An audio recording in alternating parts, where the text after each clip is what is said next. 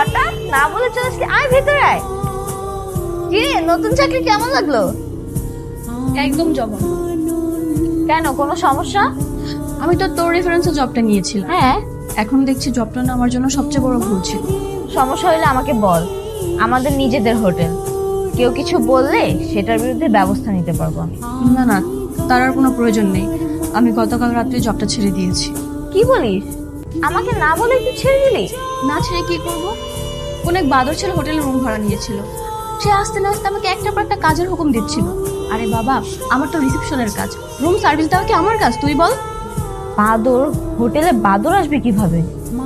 দেখতে মানুষের মতো, কিন্তু তার কাজকর্ম সব বাদরের মতো। হনুমান কথাকার। এই, মুখ সামলে কথা বলো। কাকে বাজার বলছো তুমি? নিজের চেহারা আয়নায় দেখেছো? আপনি আপনি এখানে কেন? আপনি তো সব নষ্টের মূল। আপনাকে তো আমি এই চুপ। বাজার বলছো না তুমি আমাকে? এখনই সরি বলো, সরি বলো। সরি আপনাকে কোনোদিনই নয়। কি রে, তোরা কি শুরু করলি? গতকাল কি করছে জানিস? আমার একটা শার্টকে কেটে কুচি কুচি করে ফেলেছে। তার দাম 4,500 টাকা। জরিমানা দাও বলছি, এখনই জরিমানা দিবা। জরিমানা নেবেন? ঠিক আছে, আপনি একটু হা করুন, আমি টাকাটা আপনার মুখের মধ্যে দিয়ে দিচ্ছি, তারপর টুক করে গিলে ফেলবেন। এইভাবে বলিস না, ও আমার ভাইয়া হয়। ভাই? এই বাদরটা তোর ভাইয়া? তুই জানিস না আমার বড় ভাই আছে, এটাই তো আমার ভাইয়া। তোকে যে বাদরের কথা বলেছিলাম, এটাই সেই বাদর। তোকে আর বলে কি লাভ, আসি আমি। আমার অনেক ভালো বান্ধবী, ওকে আমি হোটেলের জবটা ম্যানেজ করে দিছিলাম, আর তুই ওর সাথে কি করেছিস? আরে আমি কিচ্ছু করি নাই, আমি জাস্ট একটু হুকুম করছিলাম। মেয়েটা খুব সুন্দর তো, এত সুন্দর মেয়ে এখানে চাকরি করে, দারুণ। হ্যালো। রুম নাম্বার 501 থেকে বলছিলাম। জি স্যার, বলুন স্যার কি লাগবে? আমার তো তোমাকে লাগবে। সরি স্যার, বুঝতে পারিনি। না আসলে টেলিফোনে অনেক কিছু বোঝা যায় না, তুমি উপরে আসো, তোমাকে বোঝাচ্ছি। Okay sir.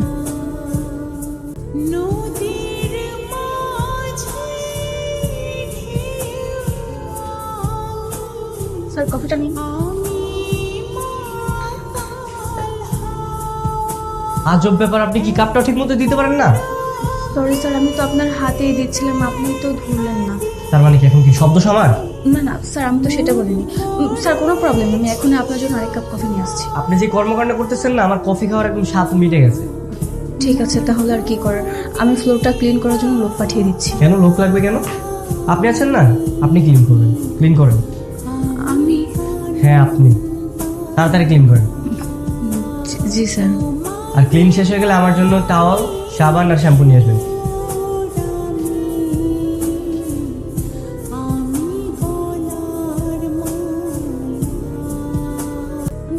স্যার, আমার এখানে কোনো জব করবো না। একটা গেস্ট আমাকে একটা পর একটা কাজ করিয়ে যাচ্ছে, আমার তো এসবের কাজ নয় স্যার। আপনি চাকরি করবেন কি করবেন না সেটা আপনার সিদ্ধান্ত। হ্যাঁ, যদি চান তাহলে আপনি চাকরিটা ছেড়ে দিতে পারেন। ঠিক আছে।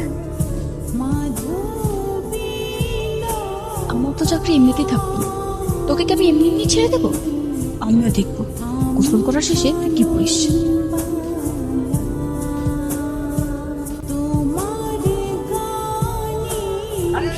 কি করছেন আপনি এসব?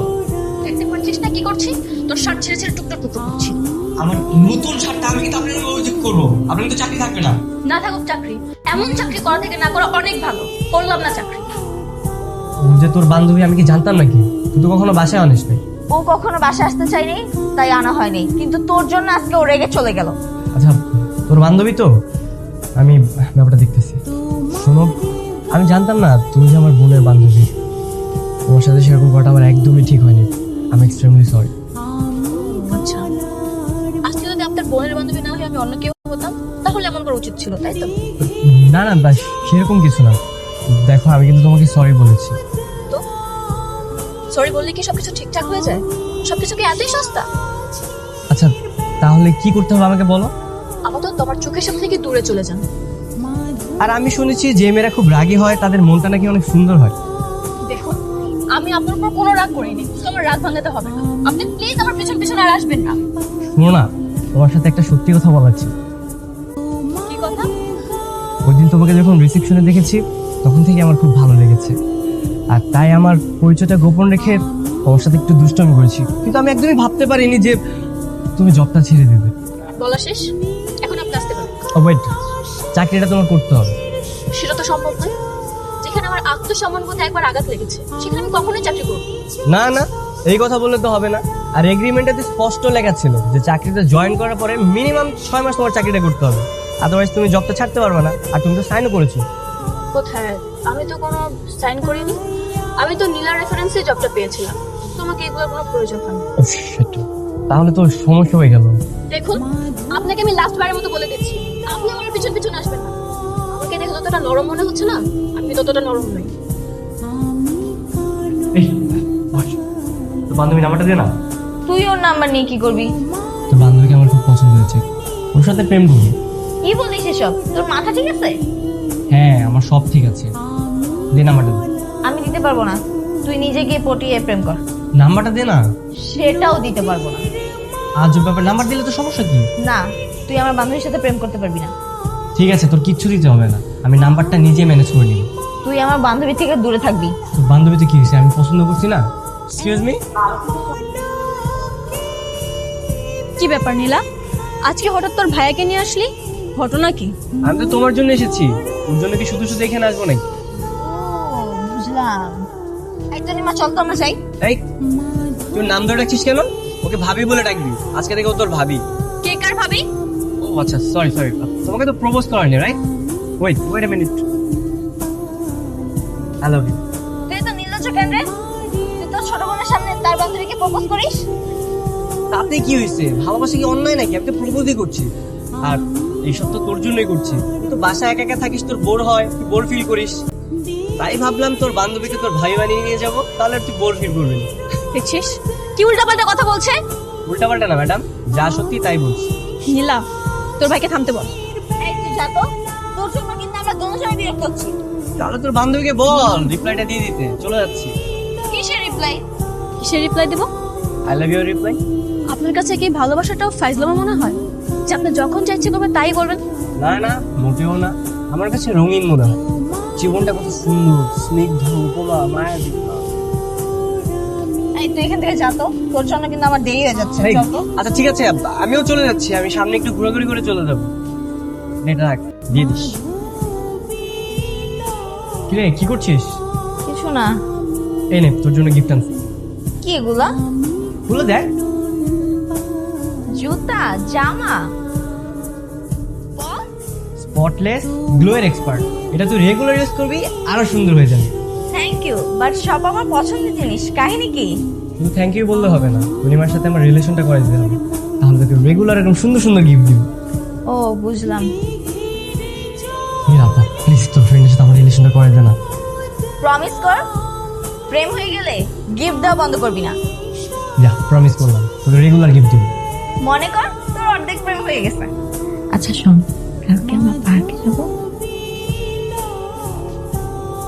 বাহ, গ্রেট আইডিয়া। হ্যাঁ আচ্ছা শোন না, দেখ ভাইয়া কিন্তু খারাপ না। ভাইয়া আমার ভাই বলে বলছি না, ভাইয়া আসলে একটা ভালো ছেলে। তোর ভাই যে কেমন ভালো ছেলে সেটা আমি খুব ভালো করেই জানি, এটা আমাকে নতুন করে বোঝাতে হবে। সত্যি ভালো রে। তুই মন থেকে রাগটা কমিয়ে একটু কথা বল, তাহলে ঠিকই বুঝতে পারবি। আমি তো শুধু শুধু রাগ করিনি, তোর ভাইয়া রাগের কাজ করেছে বলে তো রাগ করেছি। সব ভুলে জানা রে, ভাইয়া সত্যি তোকে অনেক পছন্দ করে। মুখ দিয়ে বললেই তার পছন্দ করা হয় না। তোর ভাইয়া ভেবেছে এভাবে প্রপোজ করে সে খুব ভিন্ন কিছু করেছে, কিন্তু তোর ভাই এমন প্রপোজ আমার একদমই ভালো লাগে। ভাইয়া ও মনি, একদম মুখের উপর কথা বলে।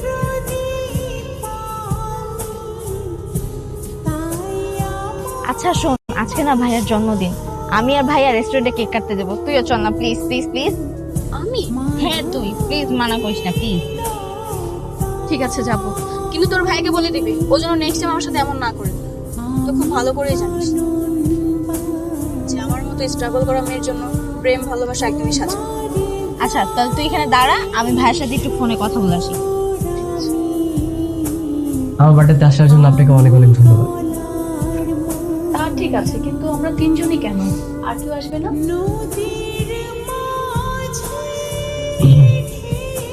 না মানে হয়েছে কি, ওই গতকাল রাত্রে আমি বন্ধুদের সাথে সেলিব্রেশন করে ফেলেছিলাম, তাই এখন আর কেউ নেই, আর স্পেশালি তোমার জন্য এখানে আসা। মানে বুঝলাম না। আচ্ছা এত কথা না বলে কেকটা কাটি, কেকটা কিন্তু সুন্দর হয়েছে। হ্যাঁ চল।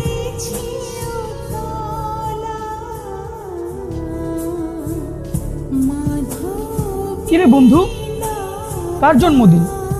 হ্যাঁ কি রে বন্ধু, তুই একাই আসছিস? আর কেউ আসে নাই তোর সাথে? আমি একাই এসেছি। তোর না 1 মাস আগে বার্থডে গেল, আমরা না সবাই মিলে কেক কাটলাম। কি বলছিস তুই? আর এখন 1 বছর আগের বার্থডে তোর কাছে 1 মাস মনে হচ্ছে না? পাগল ছিল। আরে 1 বছর কিভাবে হলো? আমাকে কি তুই পাগল মনে করিস? এখনো তো শীতই কাটলো না। আই বন্ধু, তুই যা, হ্যাঁ তোর সাথে পরে কথা হবে। আচ্ছা সেটা না হয়ে গেলাম, কিন্তু এভাবে ফেক জন্মদিন পালন করার মানে কি? সবকিছু পরে যাও। আচ্ছা ঠিক আছে, থাকতেইলি। আচ্ছা আপনার সমস্যা নেই, কেকটা কাটি আমরা। হ্যাঁ তোরা 2 ভাই বোন মিলে আমার সাথে এমন মিথ্যে কথা বলতে পারলি? আরে বাবা, আমার বন্ধু তো মাথায় প্রবলেম আছে, কি বলতে কি বলে ফেলছে। তুমি ওর কথা একদম বিশ্বাস করো না। আপনি চুপ করুন। আপনি কি সবাইকে আপনার মতো বোকা ভাবছেন? নীলা, তোর কাছ থেকে আমি এটা একদমই আশা করি। দেখ তুই ভুল বুঝিস না। নীলা প্লিজ শুনুন, আপনাকে বলছি, আজকের পর থেকে আপনার কাছ থেকে দূরে দূরে থাকবেন। আপনি যেটা চাচ্ছেন না সেটা কখনোই সম্ভব না। দেখুন, আপনার সাথে আমার কোনো কথা নেই, যা হওয়ার তা হয়ে গেছে। আপনি এখন আমার সামনে থেকে চলে যান। দেখো তুমি যে বারবার ভুল বুঝবে এটা তো হবে না। আমি বুঝতে পেরেছি যে নীলা একটু বাড়াবাড়ি করে ফেলেছে, তার জন্য তো আমি তো তোমার কাছে সরি বলেছি, তাই না? তাহলে এখন কেন এসেছেন? তোমার সাথে একটু কথা বলার জন্য। আপনার সাথে আমার স্পেশাল কোনো কথাই নেই। আচ্ছা ঠিক আছে, স্পেশাল কোনো কথা নেই, তাহলে আমরা সাধারণ কথা বলি। আপনি যা বোঝাতে চাচ্ছেন আমি বুঝতে পেরেছি, কিন্তু আপনার মতো লাক্সারিয়াস লাইফ আমার না। আমি পরিবারের একমাত্র মেয়ে, আমাকে স্ট্রাগল করে চলতে হয়। আপনার বাবার অনেক টাকা পয়সা রয়েছে, যেটা আপনার যখন যা ইচ্ছে তখন তাই করতে পারছেন, যেটা আমাদের দ্বারা সম্ভব না। সুতরাং আপনার সাথে তুলনা দিয়ে আমাদের কোনো লাভ নেই। দেখো প্রত্যেকটা মানুষের জীবনেই না কোনো না কোনো প্রবলেম থাকে, আর সেই প্রবলেমগুলো সলভ করে জীবন যদি এগিয়ে যেতে হয়। বাস্তবতা যখন আপনার ঘরে করা নাড়বে না, তখন এইসব মোটিভেশনাল কথা আপনার মুখেই আসবে না। যাই হোক, আমার লেট হয়ে যাচ্ছে, আমি আসি। আমি রাগের মাথায় আপনার সাথে অনেক খারাপ ব্যবহার করেছি, আপনাকে প্লিজ ক্ষমা করে দিন। আরে পাগল, ভালোবাসার মানুষের কাছে ক্ষমা চাইতে নেই। আপনার অবস্থান আর আমার অবস্থান সম্পূর্ণ আলাদা। দেখুন, এমন কিন্তু নয় যে আমি আপনার কথা একবারও ভাবিনি। আমি আপনার কথা অনেক ভেবেছি। আপনার অবস্থানের কথা চিন্তা করে আমি একটু দূরে সরে রয়েছি। দেখো আমি সত্যি তোমাকে অনেক ভালোবাসি, তুমি আমাকে যেইভাবে চাও আমি সেইভাবে করে নিজেকে গুছিয়ে নেব। তুমি যদি চাও তাহলে আমার বাবার সাথে আমি কথা বলবো। আপনার বাবা মেনে নেবে? মেনে নিবে না কেন? আমি বাবার একমাত্র ছেলে, আমার কথা তো অবশ্যই রাখবে। আর আমি আর নীলা যদি বাবার কাছে রিকোয়েস্ট করি তাহলে বাবা আমাদের আবদার ফেলবে না। ঠিক আছে, তাহলে আঙ্কেলের সাথে কথা বলুন। তুমি সত্যি বলছো? করি, এখন একটু ডান্স করি প্লিজ। কি করছেন? রেস্টুরেন্টের মধ্যে আসছে, কেউ দেখে ফেলবে। আর জানুক না আমি যে তোমাকে ভালোবাসি, জানুক সবাই, সমস্যা কি? বসুন। ঠিক আছে, এবার কফিটা খান।